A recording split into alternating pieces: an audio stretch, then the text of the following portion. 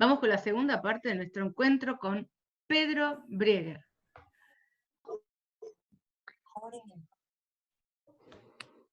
Yo tengo las preguntas, las he copiado, así que las voy a volver a poner en el chat después.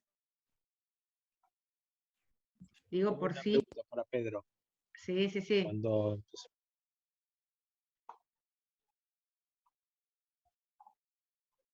Vamos entrando aquí.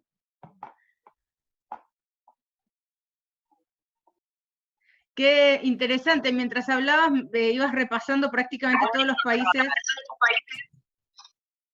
con los que trabajé. De hecho, ¿te acordás cuando nos conocimos? Estaba en Argelia y vos te estabas yendo al campamento de refugiados del África subsahariana. Correcto. ¿Cómo fue esa experiencia? Porque ahí tenemos todo un conflicto del que, vamos a decir la verdad, mucha gente no sabe de esa realidad del África subsahariana. Borrada del mapa, literalmente, ¿no?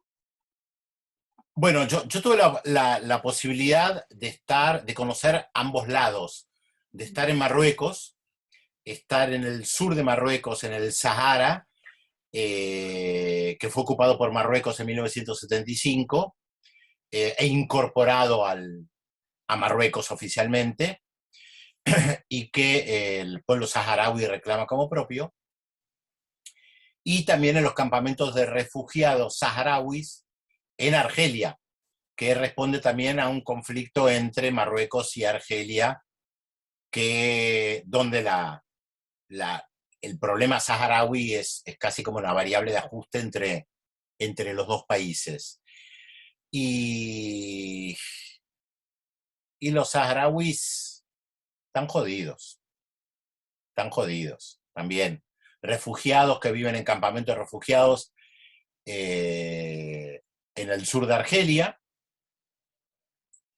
no son argelinos, aunque nazcan en Argelia, son saharauis, y tampoco pueden regresar al territorio del cual fueron expulsados sus padres o abuelos o bisabuelos, y hoy por hoy no ven ninguna perspectiva. El problema de las poblaciones refugiadas es que cuanto más se perpetúa la situación, menos posibilidad de retorno hay.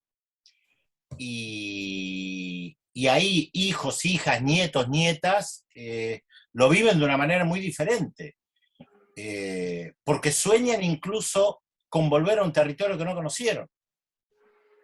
Estos chicos palestinos que yo conocí en el norte del Líbano, de 15, 17 años, conocen Palestina por fotos. Bueno, hoy por Zoom pueden ver, con Google Maps pueden ver, pero no conocen el lugar del que se fueron sus padres, abuelos o bisabuelos.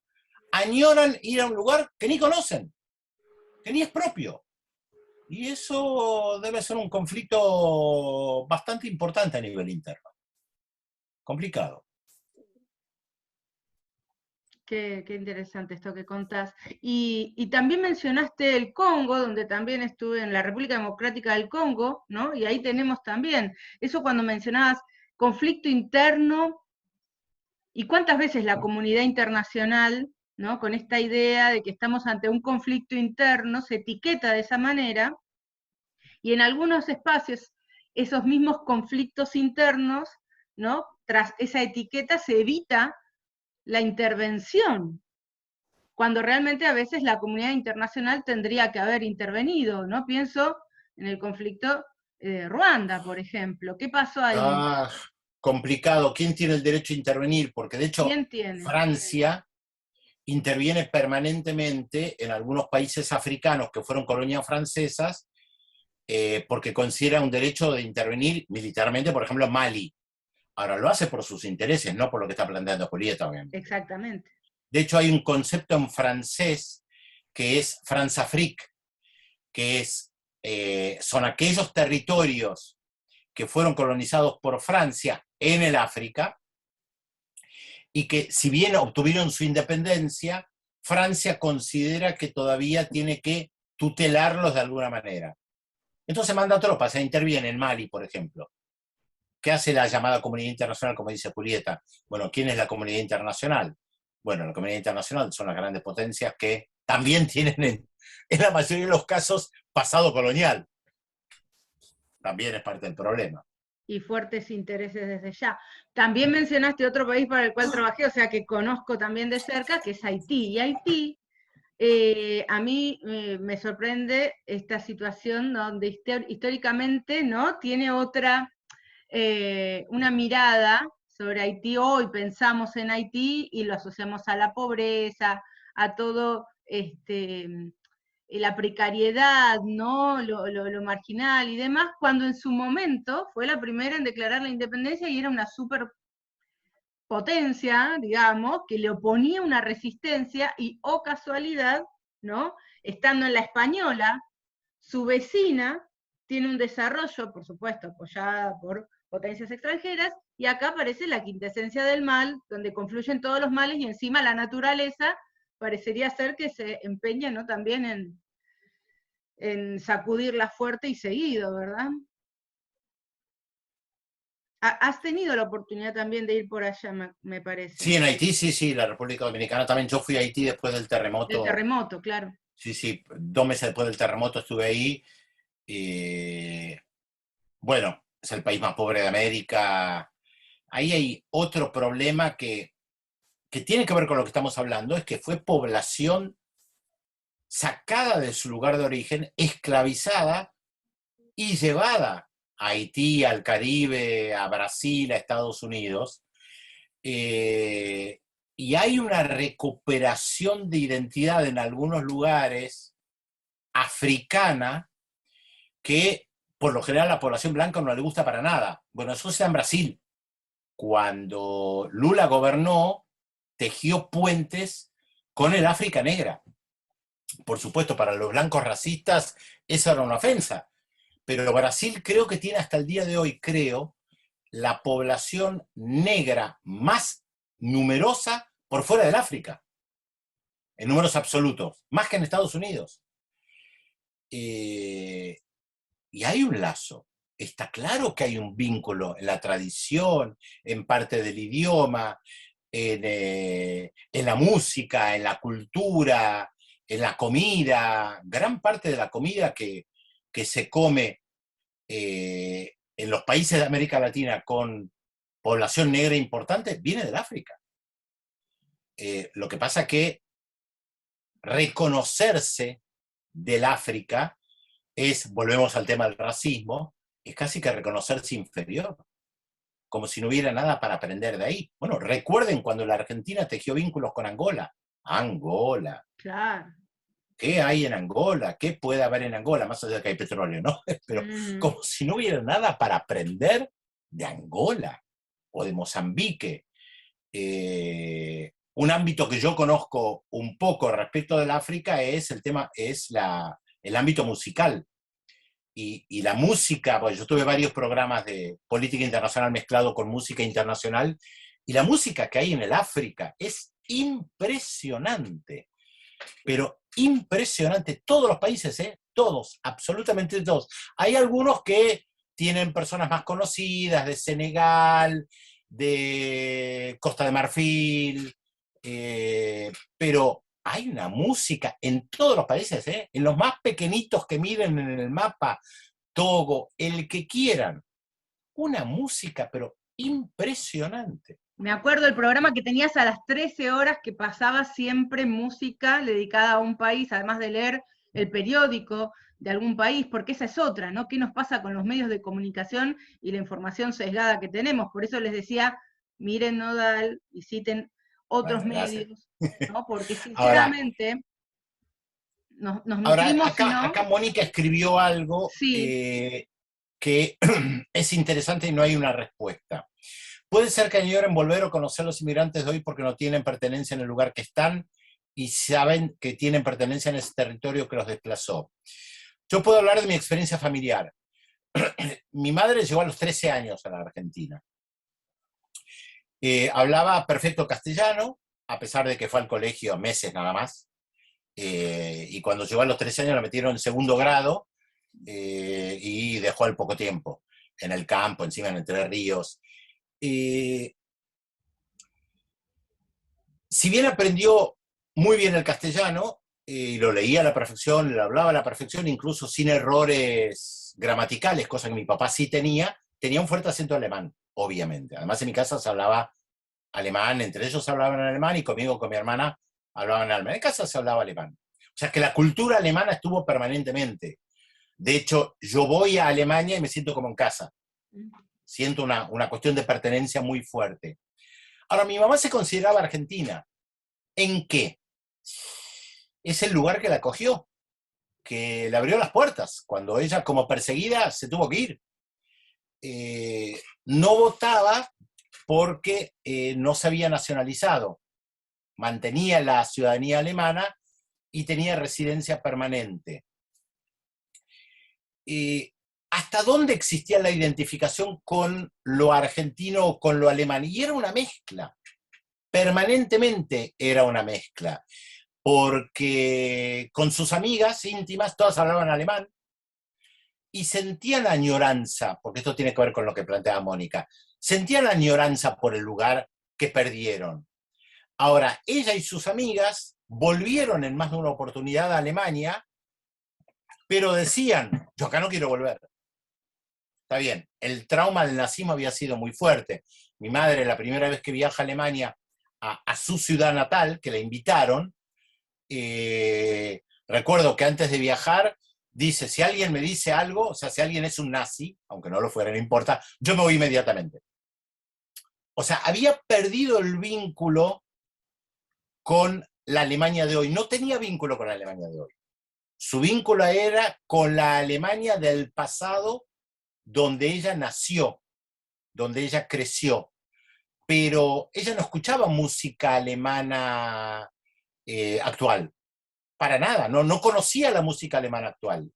De hecho, yo tengo giros idiomáticos que a veces cuando me encuentro con gente de Alemania causan gracia, porque son giros idiomáticos que yo aprendí en mi casa, pero son giros idiomáticos de hace 70 años, 80, más, ya, 80 años. O sea, imagínense ustedes hablar con alguien que viene de Francia, que habla perfectamente castellano, pero usa giros idiomáticos argentinos de hace 80 años. Pedro el Es Antiguo, raro. era. Claro, es una antigüedad. O sea, habla perfectamente castellano, pero usa expresiones que ustedes dicen que las entienden. Pero ya no se usan más, están anticuadas. Bueno, a veces pasa eso, ¿no? Que uno usa una expresión muy antigua y dice, uy, se me nota el viejazo. Se te cayó la sota, me estás cachando. Claro, expresiones que la juventud de hoy no utiliza, que se entienden perfectamente. Ahora, tanto mi mamá, mi papá, sus amigos íntimos, quedaron anclados en el tiempo, no leían literatura alemana actual, no escuchaban música alemana actual. Y yo bebí lo de ellos de la antigüedad. Después yo pude acercarme por motivación propia a la Alemania actual, a la música alemana actual.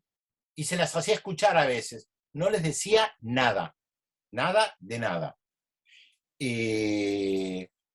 Ahora, yo soy primera generación, yo no tengo hijos, pero mi hermana sí. Y los hijos de mi hermana no tienen vínculo con Alemania. Es el vínculo con la abuela, que ya falleció. No aprendieron alemán. Conocieron algunas palabras, pero no aprendieron el alemán. Y probablemente sus hijos no tengan ningún vínculo. ¿Cómo me considero yo? Argentino de pura cepa, obvio.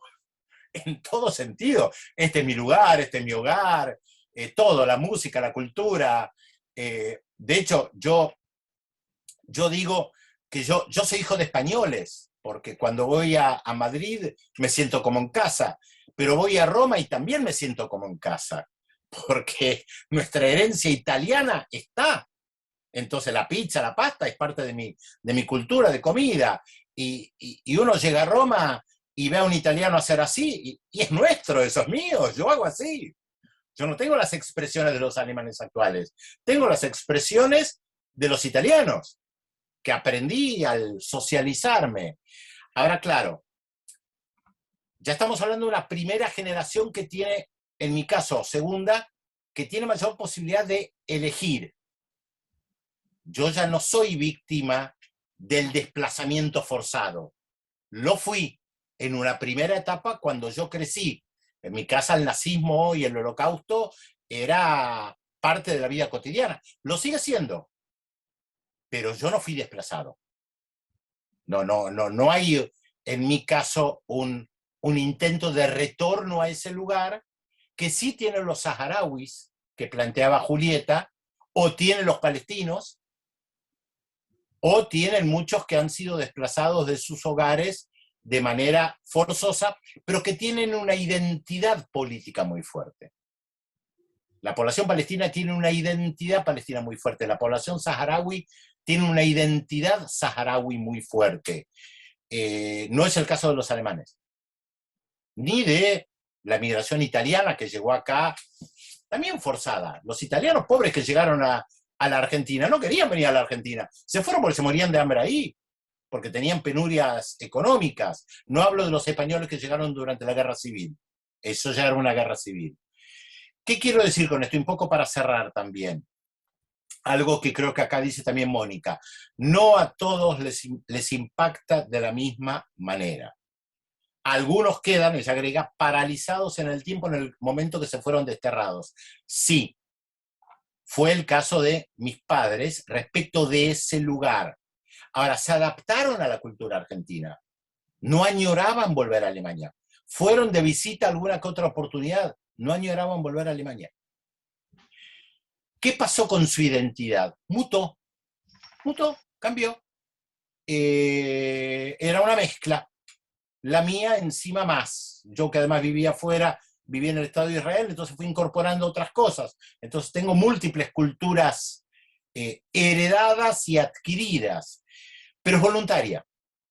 Yo creo que el problema central acá que nos enfrentamos es el desplazamiento forzado, la incorporación de otras identidades a raíz de este desplazamiento forzado, la adquisición de nuevas identidades que con el tiempo se va transformando.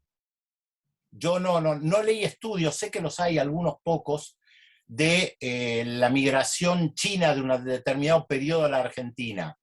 Ya vas a tener que ir a Taiwán y vas a ir Bueno, con información. Taiwán o de la República Popular China. O sea, yo me cruzo con el muchacho en el supermercado que habla más o menos castellano, algunos hablan mejor, algunos hablan peor. Bueno, en 20 años van a tener hijos probablemente nacidos en la Argentina, como ya los hay, que van al Colegio Pellegrini o al Buenos Aires o cualquier otro colegio y van a ser tan porteños como yo. ¿Qué va a pasar con su cultura? No lo sé. Se verá. Pero sigue, dentro de todo, sigue dentro del marco voluntario, no forzado. Antes que te vayas, quiero que, acá te dejaron una preguntita, dice, el acuerdo entre Israel y Estados Unidos y Bahrein perjudica más la situación de Palestina, pregunta Yaknur. Creo que el año pasado publicó que alrededor de 20 millones de personas deben desplazarse por cuestiones climáticas, el tema del cambio climático. Dice, ¿serían considerados refugiados? Pregunta Danilo Dignani. Y bueno, Emiliano preguntaba sobre Venezuela, eso ya estaba. Lo primero es más una cuestión política. No afecta demasiado a los palestinos. También están tan fregados, como se dice en España, tanto los saharauis como los palestinos. Respecto al cambio climático, ese es otro tema, sí, importante. ¿Qué pasa con la gente que se ve desplazada de un lugar porque hay terremotos o lo que fuere?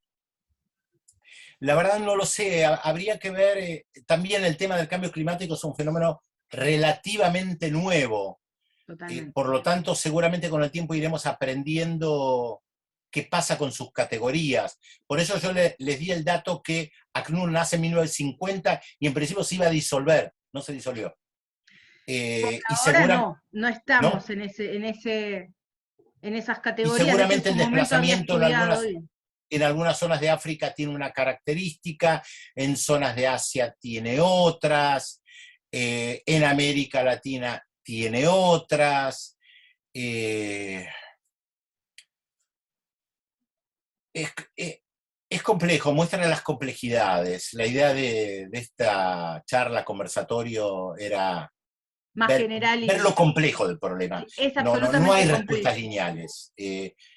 Creo que lo que hicimos fue intercambiar opiniones respecto de lo complejo de los desplazamientos Y y vamos el a seguir racismo. intercambiando con todos estos interrogantes que se nos abren a partir del intercambio contigo, de escucharte, que cada vez que hablabas, no sé si a todos nos pasó igual, pero uno iba abriendo ventanitas mentales de cuántas ideas, cuántas cosas. Vos pensás en música, yo pienso en teatro. Me acordé de 2 obras que seguramente vos habrás visto: Un judío común y corriente, la que hacía Alejandro Romano, que se preguntaba si existía tal cosa, qué pasaba Muy con buena, una... sí. qué obra, ¿no? Ese profesor interpelado ahí con ese llamado telefónico que lo invitaba a dar una charla, de qué le pasaba a un judío común y corriente, y él decía, eso es un oxímoron, no existe tal cosa, y menos viviendo en Alemania, un judío en Alemania, con eso que vos decías, ¿no? Por un lado decís, me siento mi hogar, me es familiar, pero por otro lado, la figura del nazismo está allí. Y la otra obra de teatro que recordé, la de Mario Diamond, que es argentino, Tierra del Fuego, de también qué pasa, ¿no? Con los que habían sufrido un atentado al avión, ¿no? Israelitas, y del otro lado tenía a palestinos que habían vivido toda la vida en un campo de refugiados, que los odiaban, habían construido claramente una otredad negativa allí, un odio profundo, y cuando se encuentran estas dos partes, ¿sí? ¿Qué es lo que pasa? Bueno, tantas cosas, ni hablar, ¿no? Bueno, las habrás visto ambas y obviamente la de Alejandro la viste. Así que bueno, mucho para seguir charlando, Pedro. Nos encantaría que te quedes, pero sabemos que tenés compromisos. Vamos a cumplir como Pedro cumplió a las 20 clavado, era el primero, y a las 21:02, con un aplauso grande de todos que No estamos hace falta, no hace felices, falta. felices. Y me quedo con tantas cosas para preguntar. Estados Unidos después del 11S y todos los refugiados. Acá dice, ¿qué pasó con la salida de Estados Unidos de Afganistán? En fin, muchas cosas, y un placer, dicen acá. Conocimientos capitalizados hoy y nos quedamos charlando. Nos quedamos Gracias, charlando. Julieta, por la invitación. Un gusto estar con ustedes. Hasta la próxima. Igualmente, admirado y querido Pedro, nos Chao, hablamos. chao. Chau, chau.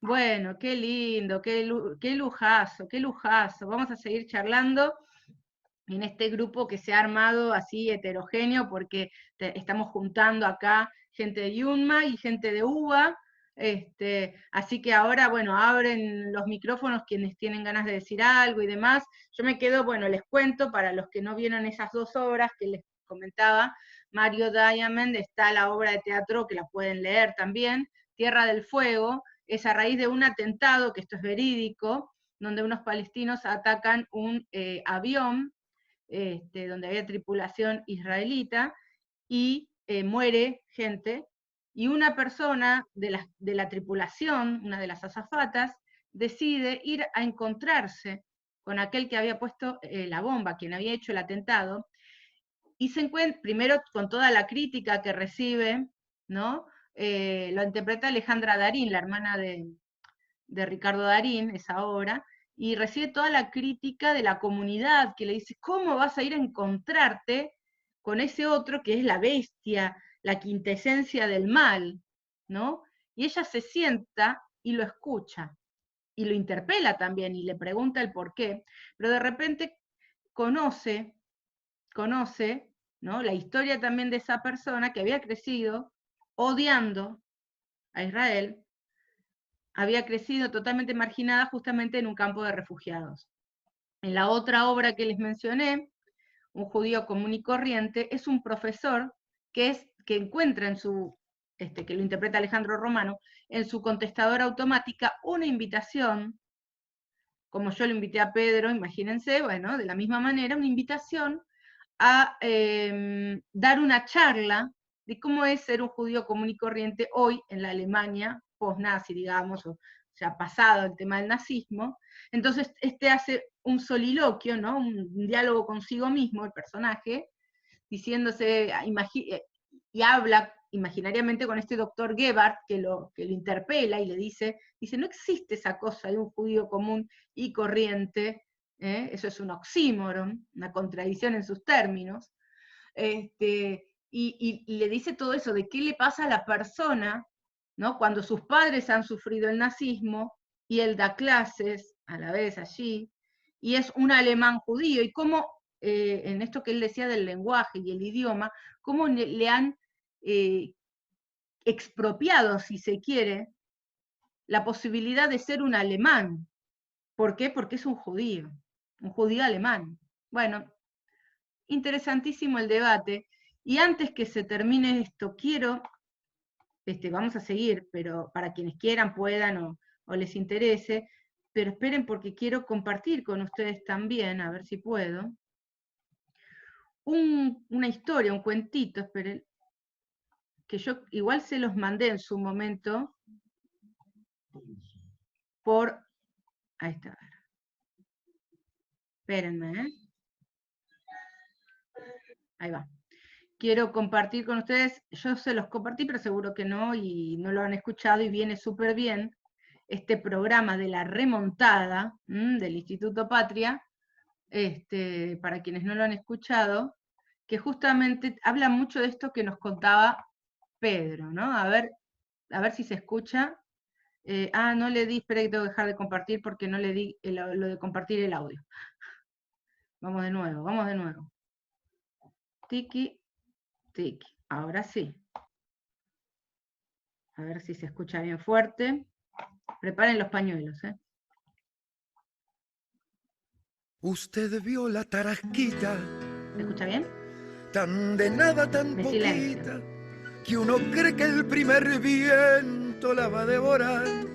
La remontada. Sin embargo, cruza el cielo y va atravesando azules y va reventando nubes, tan feliz de andar. Un programa para escalar las palabras. Así van mis compañeros, cuando más solos parecen, uno ve cómo les crecen mil banderas más. Con Gabriela Stoppelman en Taller Literario. En la plaza se hace octubre, nuestros hijos la memoria y hasta La remontada. la historia se hace con lo que tenemos, se hace con lo Un espacio donde la madrugada ya prepara su mitad de barrilete. Viento del Sur, la radio del Patria.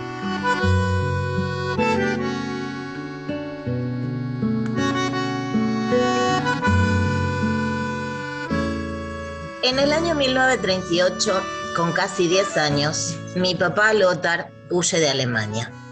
Después de dar los últimos toques a unas valijas que hacía tiempo estaban siempre casi listas, sale del gueto junto a sus padres, su hermana y una tía, en dirección a la estación de tren que los llevará de Hamburgo a Génova. El niño Lothar corre detrás de los suyos y no comprende cómo es que abandonan el hogar sin llevarse el tesoro más valioso de la familia, el juego de porcelana. El niño Lothar se resiste al doble desarraigo que lo espera, el de su tierra natal y el de su lengua. El niño Lothar piensa todo esto y lo guarda en su arcón de sobreviviente. Pero mi viejo jamás me contó esta historia. En Génova los espera un barco que debía llevarlos a Estados Unidos. Mi abuelita, la Omi Raquel, fue muy rápida para comprender que la masacre estaba cerca. La alarma más certera la dio un golpe a su puerta de los oficiales de la Gestapo. Resulta que el teléfono estaba intervenido porque al ser mi abuelo Gustavo carnicero cayer, es decir, que cortaba y ofrecía la carne según las leyes de la dietética bíblica, su identidad judía era inocultable. Cuando entraron los SS, Gustavo, mi abuelo, se escondió dentro de un placar y mi abuelita escuchó la acusación. En una comunicación telefónica, mi abuela le contaba a una vecina que las piedras ya habían salido. los nazis supusieron que se trataba de piedras preciosas y venían por ellas. Lo que realmente había salido era una piedra del riñón de mi abuelo Gustavo, que sufría terribles cólicos renales. La Omi, mi abuelita, fue trasladada a la oficina de la Gestapo, donde con un coraje que pudo haberle costado la vida, declaró que si el gobierno alemán ya no quería judíos, ella estaba dispuesta a abandonar su casa y su país en el lapso de 2 horas. Dejó una suma muy importante de dinero sobre el escritorio nazi y esperó la respuesta. Todo esto estuvo por años guardado en el desván de la infancia, donde el niño Lothar esperaba temeroso y confuso el regreso de su madre. Pero mi viejo jamás me contó esta historia. Mi abuela, lúcida del peligro que se vivía en Hamburgo, había vendido su casa y todo lo que tenían y había mudado a la familia a una pequeña vivienda alquilada en el todavía barrio judío. Se llamaba gueto por mérito del antisemitismo imperante, pero aún no era un lugar de confinamiento como sí lo sería después de 1939. Con un poco de ese dinero compró un salvoconducto en el mercado clandestino y el resto se lo puso todo sobre el escritorio al nazi a modo de coima.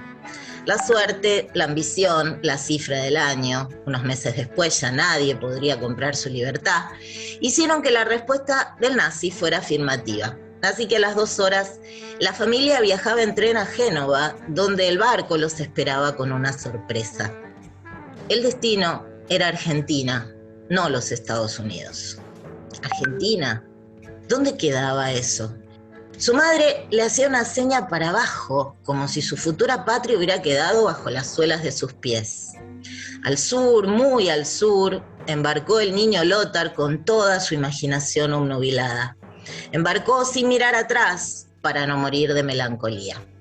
El niño Lothar comenzó a marearse en alemán y en el idioma en que las ráfagas del viento azotaban el barco, pagado como de primera, pero que en verdad era de cuarta. Gritaba el niño Lothar, Mutti, Mutti, ich kann nicht mehr, mamá, mamá, no puedo más. Pero mi padre, el adulto Lothar, jamás me contó esta historia. Después, durante la dictadura militar argentina, vinieron otras tormentas y al niño Lothar se le amontonaron todos los fantasmas. Era como si el viento que zarandeaba el barco aún continuara remolinado dentro de él. Más adelante llegó la enfermedad, una enorme culpa ácida que no le permitía abandonar la religión ni mantenerse dentro de ella. En su agonía, papá repetía, Mutti, Mutti, ich kann nicht mehr. Mamá, mamá, no puedo más. Parece que la enfermedad viajaba en barco y había encallado entre el puerto de partida y el de llegada. Pero esto tampoco lo escuché en la voz de mi papá. Luego de su muerte, se me puso la idea de que el viejo nunca se había arraigado en el idioma castellano que vivió traduciendo. Y estudié alemán, y fui a Alemania, y regresé. Un día, al poco tiempo de mi regreso, moví un mueble en la casa de mi infancia. Entre la madera y la pared me esperaba un gran encuentro. Un manojo de papeles de carta vía aérea, donde mi viejo le contaba a un profesor alemán, un cazador de historias del exilio, su partida de Hamburgo. En ese entonces, ya hacía unos cuantos años que mi papá había muerto, y su letra me lo traía de vuelta.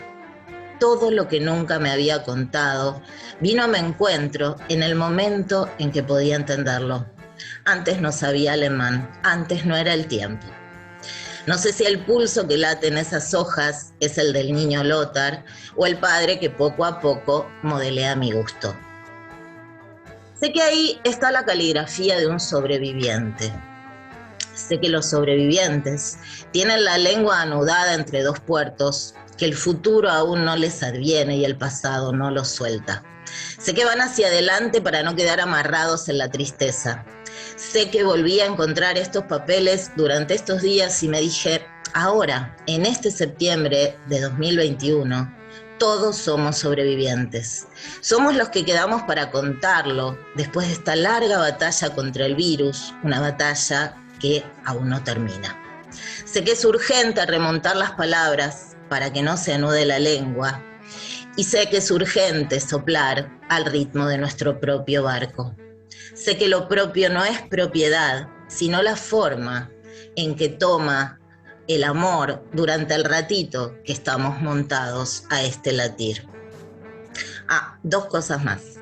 Durante el viaje desde Alemania a Buenos Aires, el capitán del barco recibió orden de regresar a Génova, porque los nazis habían detectado que la embarcación transportaba judíos. El capitán se negó. Por eso hoy estoy acá, subida a este encuentro. Y la última. La abuelita alemana sí tenía algunas piedras preciosas, pero como era muy astuta, no hablaba de eso por teléfono. A las piedras se las trajo bien cosidas a las medias y fueron su único sustento cuando llegó a Buenos Aires.